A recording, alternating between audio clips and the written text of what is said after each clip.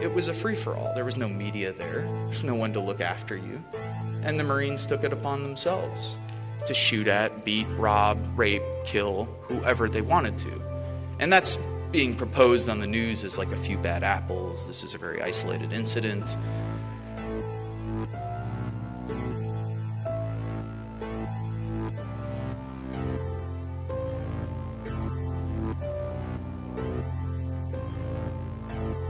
We pretend as though the military is like a jobs program. It's college benefits. You can learn job skills there. Trying to shift the way people have thought about the military. At essence, what the military is, of course, is an institution for death and destruction. So what you're taking is 17, 18, 19-year-old kids. You're putting them through 13 weeks of boot camp training. You're putting them through 8 weeks of school of infantry training. And after those 20 weeks of training, people are ready to kill. And you're ready to kill on command. And that's what you're meant to do. You're meant to be a mindless machine. You follow orders. That's what the military is all about. You don't think for yourself. You don't have agency. You're not a human being. You're a cog in a gigantic machine. And for those who have power and wealth, of course, you're just another number. And for the generals, you're just a body. That's what we used to refer to other Marines as bodies. Like, yeah, we need more bodies here. Get more bodies on the ground, get more boots on the ground. You're not a person, you're a boot. Get more boots on the ground. And what's inherent to that training? Well, people in the Middle East are referred to as sand niggers, hajis, camel jockeys, towelheads, barbarians, terrorists, women, bitches, cunts. Women Marines referred to as WMs, walking mattresses. That's why 1 in 3 women who are coming back from military service are reporting military sexual trauma, because their fellow brothers are actually raping them while they're in the service. That's 1 in 3. It's not far removed from the 1 in 4 women in America who already report sexual trauma throughout their lives, or have experienced it at least once. So, again, firmly entrenched in the military culture and in the institution is patriarchy and homophobia. Of course, everyone is referred to as a faggot, queer, pussy, a cunt. Again, reinforcing that you're weak, of course, if you're gay, bisexual, queer, so on and so forth.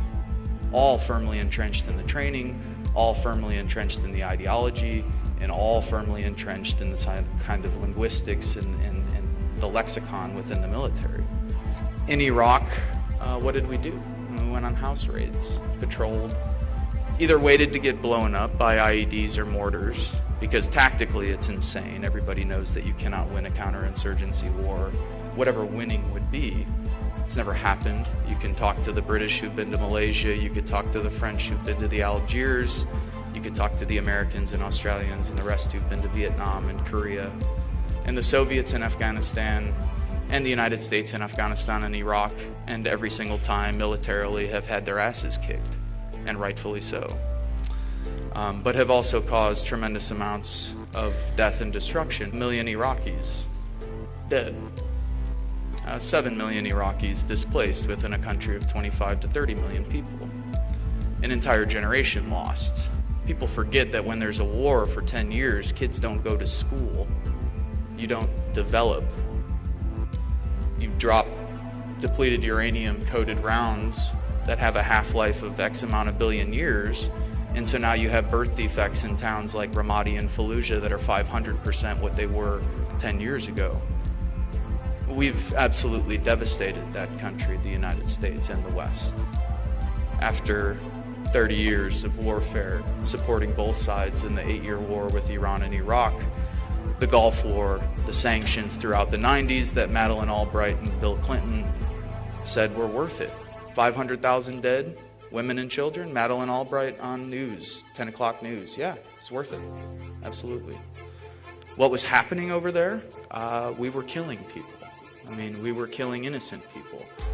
People were being taken captive.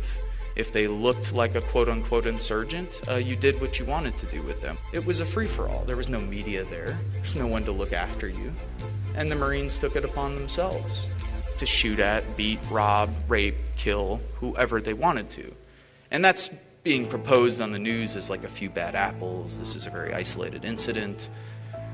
This, to me, is Western culture par excellence. This is exactly what this culture is built upon, and anyone, I think, who's telling anyone differently is absolutely insane, because we've robbed, beaten, raped, and tortured people from Vietnam to Southeast Asia to South America to Africa to the slaves that we brought over to the United States, and of course the indigenous people that we've genocidally murdered and displaced.